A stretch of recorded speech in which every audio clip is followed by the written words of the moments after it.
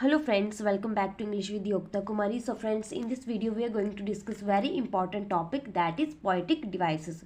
So friends, हम इस video में देखेंगे कि exactly poetic devices होते क्या हैं, how many types of poetic device और कैसे हम एक poem में poetic device को find कर सकते हैं कि इसमें कौन सा पोइटिक डिवाइस दिया गया है। सो फ्रेंड्स, जैसे आपको पता है कि जैसे 9th और 10th क्लास, इवन +1 +2, इवन हमारे जो मास्टर्स के बच्चे होते हैं उनकी पॉम्स में भी पोइटिक डिवाइस का यूज़ हुआ होता है।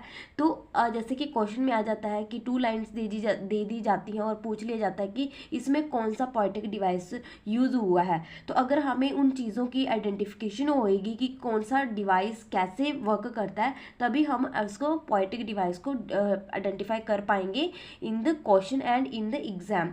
So in this video we will discuss in detail and we will also discuss what exactly are poetic devices. So without wasting our time, let's start this video. So friends, first see here, poetic devices are tools that a poet uses to create rhyme, rhythm and enhance it's meaning and create dramatic effect. मतलब poetic device एक ऐसे tool होते हैं जो poet use करता है अपनी पॉम में एक रिदम क्रिएट करने के लिए, राइम्स क्रिएट करने के लिए और उसका मीनिंग जो है पॉम का उसको इन्हेंस करने के लिए पोएटिक डिवाइस एक पोएट अपनी पॉम में यूज़ किया जाता है। In simple words I can say कि जैसे हम कोई डिश क्रिएट करते हैं तो हम बहुत ज़्यादा स्पाइसेस का यूज़ करते हैं उसमें, तो इसी तरह एक पोएट जब अपनी पॉम को क्रिएट करता है, बनाता है, तो उस पॉम को एक अट्रैक्टिव बनाने के लिए वो पोएटिक डिवाइसेस का यूज़ करता है ताकि जो उसकी जो पॉम है एक सिंपल ना होकर एक मतलब अट्रैक्टिव लगे और मीनिंगफुल लगे। तो इसलिए पोएट्स जो होते हैं वो अपनी पॉम में पोएटिक डिवाइसेस का यूज़ करते हैं। So our first poetic device is alliteration. So friends, alliteration क्या होता है? See here, the use of the same letter और sound at the beginning of a word. मतलब आपकी पोम की जो लाइन दी होगी उस लाइन का जो फर्स्ट लेटर होगा, उस वर्ड का फर्स्ट लेटर, उसने बोला लेटर की बात हुई यहाँ पे, लेटर सेम होना चाहिए कि एक लाइन में जो वर्ड्स आए हैं उनका फर्स्ट लेटर सेम होना चाहिए और उसकी साउंड जो होगी वो सेम होनी चाहिए। So see here, for example, candy uses colourful crayons. तो यहाँ पे जो कैंडी कलरफुल क्रेयॉन्स है ये क्या है? आपका एलिट्रेशन है। एलिट्रेशन मतलब सेम लेटर, उसने बोला यहाँ पे same letter of the first word at the beginning. मतलब बिगिनिंग में फर्स्ट वर्ड जब सेम होता है तो उस लाइन को हम एलिट्रेशन बोल सकते हैं। जैसे यहाँ पे दिया है दिनेश डियर डॉग, तो डी डी डी सेम है। नेक्स्ट इज स्टेरी स्फीयर, तो एस एस सेम है, सेम लेटर है। नेक्स्ट इज रेड रोज, तो सेम यहाँ पे लेटर यूज हो रहे हैं। Next is she sells by the sea shore, तो आप देख सकते हो यहाँ पे एस एस एस एस, ये लेटर जो है सेम साउंड दे रहे हैं, same letter again and again repeat हो रहे हैं इन द वन लाइन, तो इसी को हम बोल सकते हैं एलिट्रेशन।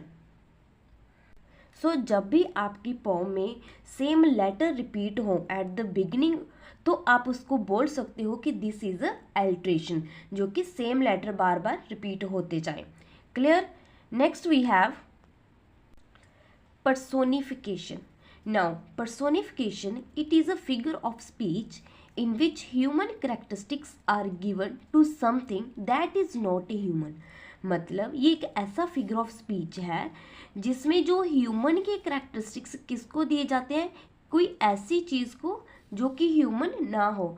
मतलब ह्यूमन के करैक्टरिस्टिक्स जब किसी ऐसी चीज़ को दे दिए जाए इन अ फॉर्म कि जो चीज़ ह्यूमन नहीं है, तो उस टाइम पे हम उसको बोल सकते हैं दैट इज़ पर्सोनिफिकेशन का वहाँ पे यूज़ हुआ होता है। For example, you tore the pages of the book. So friends, ये 9th क्लास की एक पोम है विंड, तो यहाँ पे जो यू उस पोम में यू वर्ड यूज हुआ है ये एक विंड के लिए हुआ है। तो आपको पता है कि wind is not a human, तो विंड एक ह्यूमन नहीं है, लेकिन ये यू वर्ड हम डिपिक्ट करते हैं ये किसको करते हैं, ह्यूमन को किया जाता है। लेकिन यहाँ पे यू किसके लिए यूज हुआ, विंड के लिए। तो यहाँ पे हम बोल सकते हैं कि you is a personification that has used for a wind that is not a human. Next is the moon smiled down on the earth. अब आपको पता है कि स्माइल कौन करता है, ह्यूमन करता है, this is a quality of a human. अब मून कैसे स्माइल करेगा, तो मून तो कोई ह्यूमन नहीं है, तो इसलिए यहाँ पे भी इस लाइन में भी पर्सोनिफिकेशन यूज हुआ है, the moon smile down on the earth, की जो मून है वो हंसा अर्थ पे। तो स्माइल किसकी क्वालिटी है, जैसे यू किसको देते हैं हम, ह्यूमन को देते हैं, लेकिन वहाँ विंड के लिए यूज हुआ है। सिमिलरली यहाँ पे स्माइल किसके लिए यूज होगा, एक ह्यूमन के लिए, लेकिन यहाँ पे मून को उस रिप्रेजेंट किया गया कि मून को इसकी क्वालिटी दी गई है। सो इन बोथ लाइन्स पर्सोनिफिकेशन का यूज हुआ है। We have some more examples. See here, the sun lazily climbed the sky. अब आपको पता है क्लाइम कौन करता है, ह्यूमन करता है, लेकिन यहाँ पे सन को बताया गया कि sun lazily climbed the sky.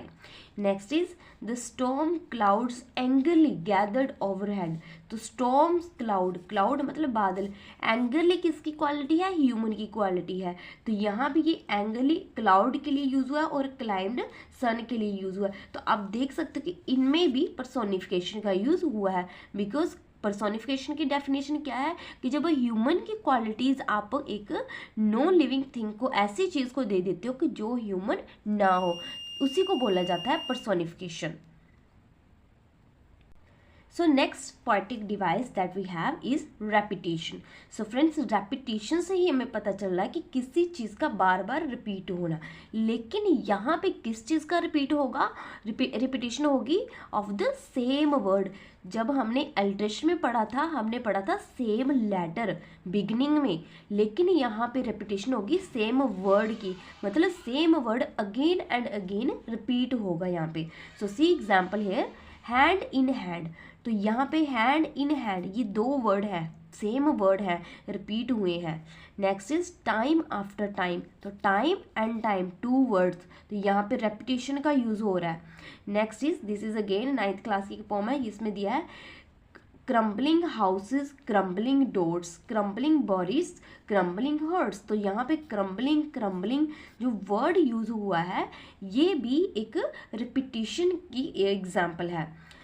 And last example is the soup was stirred and stirred until thickness। तो stirred and stirred ये भी दो वर्ड जो है रिपीटेशन के एग्जाम्पल हैं, मतलब जिन लाइन्स में, पॉम्स की ऐसी लाइन जिनमें same word again and again repeat हो, that time we can say इस लाइन में, इस पॉम में, इस स्टैंजा में किसका यूज हुआ है, रेपिटेशन का।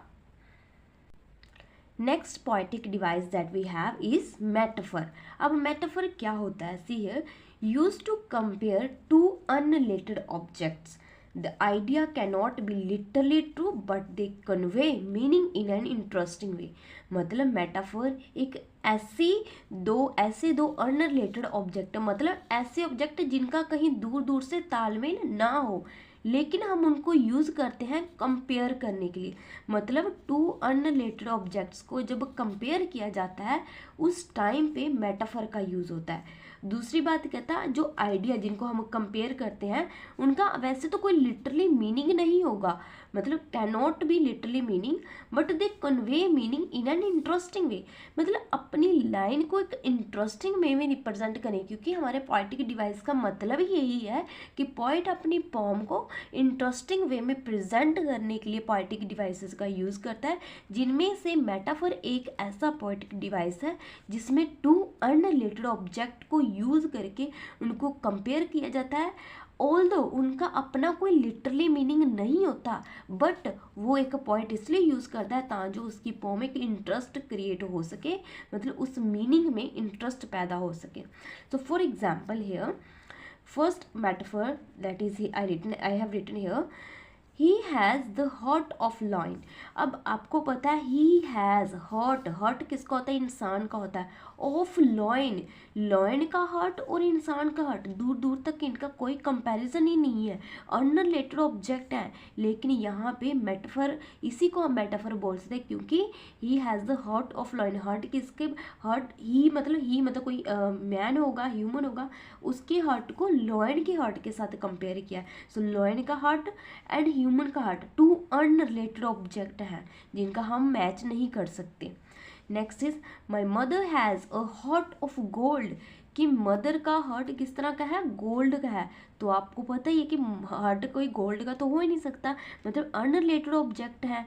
Next is it's raining, it's raining cats and dogs, मतलब जब हमने बोला हो कि बहुत भारी बारिश हो रही है तो हम we can say it's raining heavily, but we can say, मतलब पॉइंट अपने पोम में ऐसे सीधी बात ना करते हुए कहते हैं it's raining cats and dog. तो वैसे तो उसका लिटरली मीनिंग क्या बनना है कि कुत्ते बिल्लियों की बारिश हो रही है, लेकिन उसी वहाँ पे डेफिनेशन में ही बताया गया है कि इसका कोई लिटरली मीनिंग ट्रू नहीं है, मतलब जो लिखा है वो एग्जैक्टली वो नहीं है, कुछ और है।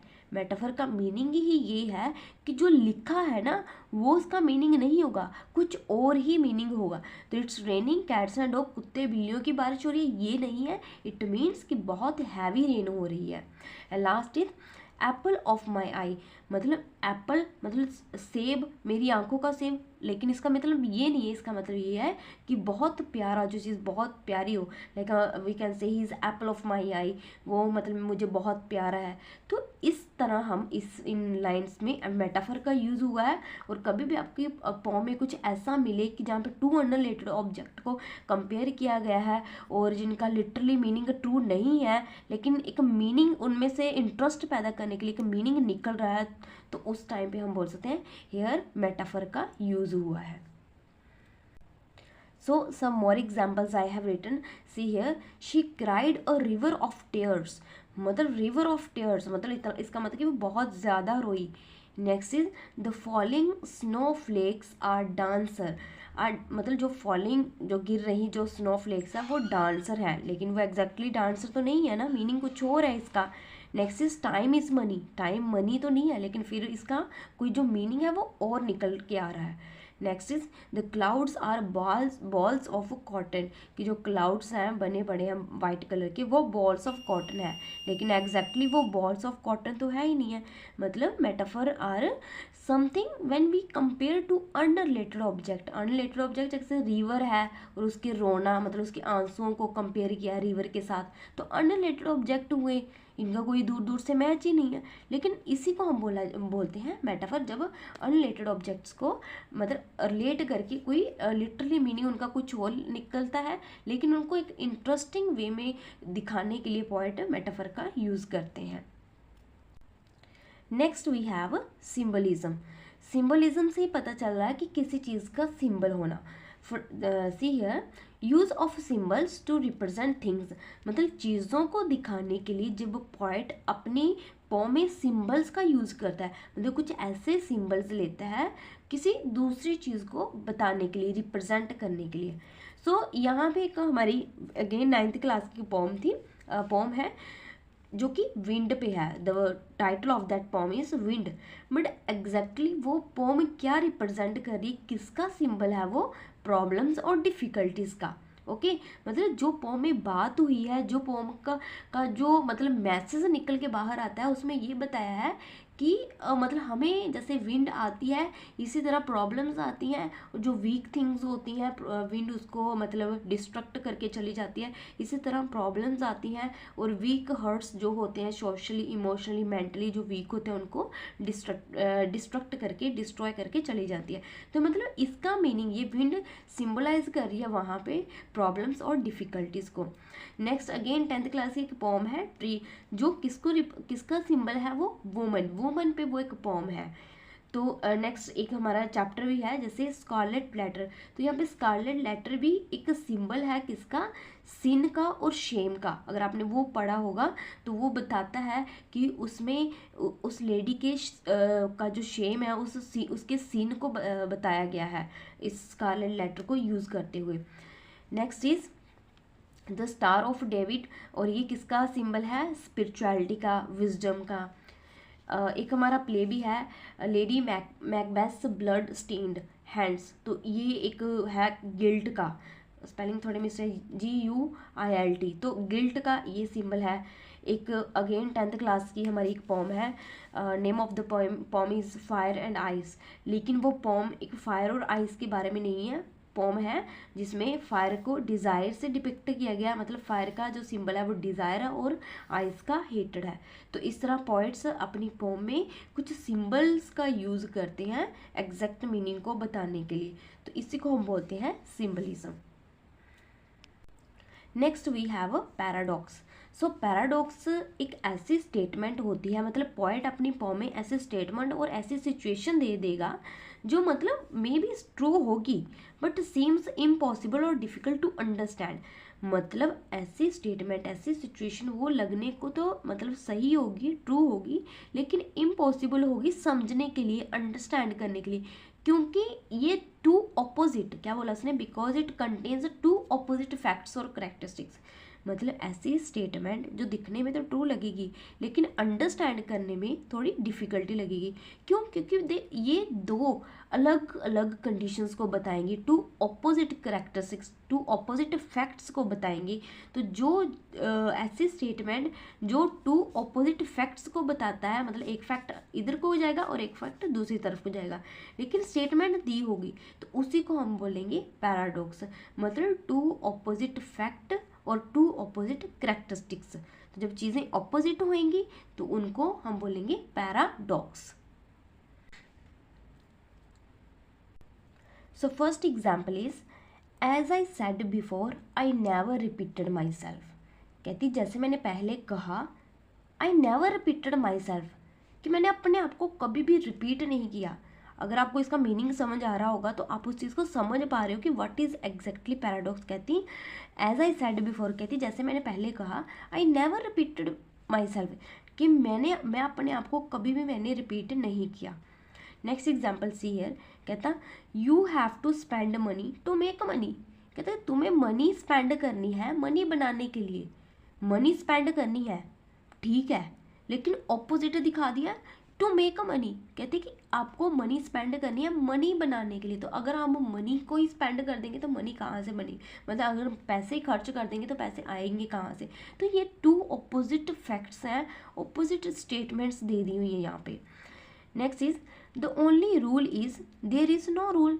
कहते कि ओनली रूल ये है कि यहाँ पे कोई रूल नहीं है, मतलब ऑपोजिट दिखाया गया है, यहाँ पे पैराडॉक्स का यूज हुआ है। तो पैराडॉक्स की डेफिनेशन ये बोलती है कि टू ऑपोजिट फैक्ट होंगे। Next is loss is more. Loss is more मतलब लॉस क्या होता है, जब हमें कोई चीज़ की कमी होती है, लेकिन इसमें बोलता है कि लॉस इज मोर, कमी होना बट लेकिन ज़्यादा होना, तो लॉस इज मोर। तो इन सेंटेंसेस में पैराडॉक्स का यूज हुआ है कि जब पोएट टू स्टेटमेंट्स दे देता है लेकिन दोनों स्टेटमेंट्स एक दूसरे के ऑपोजिट होंगी, जैसे कि यहाँ पे ऑपोजिट स्टेटमेंट्स दी गई हैं। जैसे the only rule is there is no rule, opposite statement है, तो यहाँ पे पैराडॉक्स का यूज हुआ है। Next we have simile. अब सिमिली क्या होता है, comparison of something using words like और एज। मतलब दो चीज़ों का कंपैरिजन होगा, जैसे मेटाफर में भी कंपैरिजन हुआ था अनरिलेटेड ऑब्जेक्ट का, लेकिन बट सिमिली में भी कंपैरिजन होगा। But the thing is that simile में आप टू वर्ड्स यूज करोगे, लाइक और एज। मतलब यहाँ पे भी आपकी पॉम में कुछ ऐसा मिल जाए, लाइक और एज को यूज़ करते हुए कोई टू चीज़ों को कंपैरिजन किया जाए, तो वहाँ पे बता देना कि वहाँ पे मेटाफर नहीं है, वहाँ पे सिमिली का यूज़ हुआ है। तो आप बचपन में भी पढ़ते होंगे कि एज का यूज़, जैसे for example as white as snow, मतलब इतना गोरा जितना कि स्नो है। एज जेंटल एज लैम्ब, इतना जेंटल मतलब शरीफ जितना कि लैम्ब है। एज बिजी एज बी, इतना बिजी जितना कि बी है। तो ये कंपैरिजन हुआ है, बट कौन से वर्ड यूज हुए हैं, लाइक और as. So as fast as cheetah, कितना फास्ट जितना कि चीता। अगर लाइक का देखना हो तो my love is like a red rose, कि मेरा लव कितना कि red like a red rose, love को रेड रोज से कंपेयर कर दिया। My cousin chatters like a monkey, तो कज़न किस तरह चैटर करता है, लाइक अ मंकी, कंपेरिजन हो गया। She Yeats like a pig, वो कैसे खाती है, पिग की तरह, तो कंपेरिजन हो गया। तो यहाँ पे एज और लाइक को यूज करते हुए जो कंपेरिजन हुआ है उसी को हम बोलेंगे simile. So today's last metaphor is आइनी। अब आइनी क्या होता है, आइनी is a contrast between reality and expectations. सच्चाई और जो एक्सपेक्टेशंस होंगी उनमें कंट्रास्ट होगा। When actual meaning is opposite what is stated, मतलब जो लिखा है उसका जो एक्चुअल मीनिंग क्या होगा, ऑपोजिट होगा, उसको बोला जाएगा आइनी।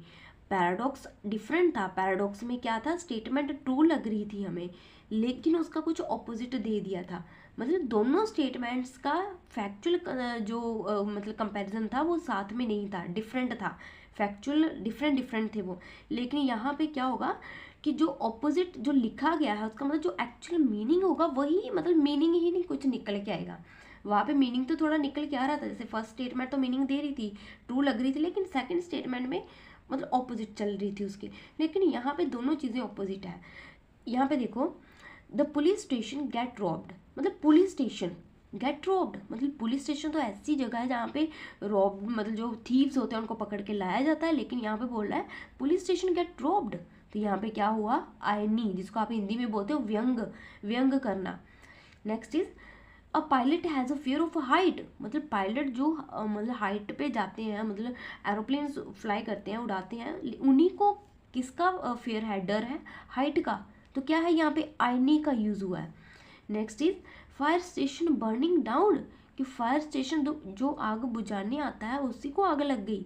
तो ये क्या हो रहा है, यहाँ पे आईनी का यूज़ हो रहा है। Last is cat lover is allergic to cats, मतलब कैट लवर जो कि कैट को अपने पास रखना, even to sleep with cat, to hug with cat, उनको इतना अच्छा लगता है, लेकिन उन्हीं को क्या है, एलर्जी है। तो यहाँ पे आयरनी यूज हुआ है, मतलब ऑपोजिट जो लिखा है व्हाट इज स्टेटेड। यहाँ पे डेफिनेशंस आपको अच्छे से लर्न होनी चाहिए कि एग्जैक्टली बात डेफिनेशंस क्या है, कि मतलब कुछ रियलिटी के बीच कंट्रास्ट बता देना सच्चाई के बीच, मतलब सच्चाई तो कुछ और है कि पुलिस स्टेशन की सच्चाई कुछ और है, वो रॉबर्ट्स को पकड़ के लेकर आती है, पायलट्स को डर नहीं लगता, फायर स्टेशन मतलब आग बुझाने का काम करते हैं, मतलब सच्चाई कुछ और है, लेकिन जो इससे एक्सपेक्टेशंस की जा रही हैं वो कुछ और बाहर निकल के आ रहा है, मतलब इसका जो एक्चुअल मीनिंग है, हम एक्सपेक्टेशंस कुछ कर रहे हैं लेकिन एक्चुअल मीनिंग कुछ और निकल के आ रहा है जो कि लिखा होता है। तो यहाँ पे ये आईनी का मतलब है कि सच्चाई कुछ और है, मतलब होना कुछ चाहिए लेकिन हो कुछ रहा है। जैसे पुलिस स्टेशन है, रोब हो रहे हैं, मतलब पायलट है उसको डर लग रहा है, पुलिस स्टेशन है और फायर स्टेशन है वो बर्निंग डाउन हो रहे हैं। तो ये है आईनी का यूज़। सो फ्रेंड्स, इनमें से एक और होता है जिसको हम बोलते हैं राइमिंग स्कीम।